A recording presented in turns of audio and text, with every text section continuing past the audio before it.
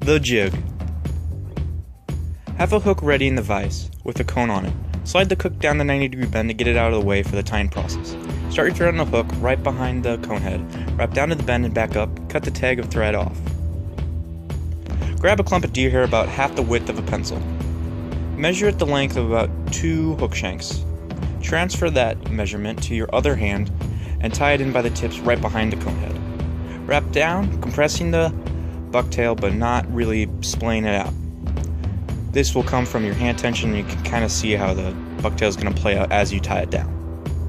Do the same with a lighter color of bucktail, as this fly will ride hook up, and you always want the darker side above the lighter side, just like a normal minnow or crayfish.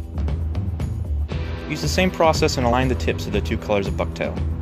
Cut the tag ends of the bucktail off and tie down any of the sparse fibers that might be sticking out. Grab about 4 pieces of Flashabou from the package.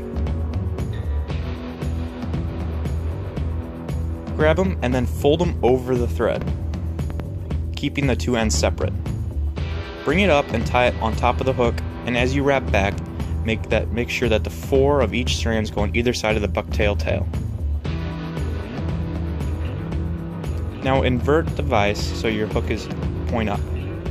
Grab a piece of dark SLF dubbing and tie it on top of the hook, right in the middle of the fibers.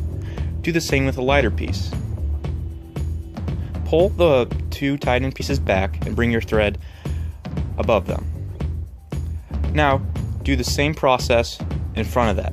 Secure the lighter and then secure the darker right on top. Only a couple of wraps of thread are necessary. Push all the fibers back and use the same process. You'll use the same process all the way up to about right behind the cone until you can't wrap any farther. Make sure you do not wrap the 90-degree bend, as you will be pushing the hook, pushing the cone head down the body and then tying it in front of the cone head. This process will be seen more clear as you get to the cone head. Keep using the same process, about 4 or 5, depending on how much dubbing you use, will cover the whole hook.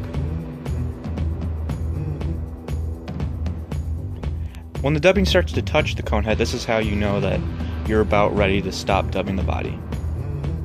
It may look a little bit bulky now, but after you whip finish, a lot of the fibers will comb out and it will be a lot much of a sparser look.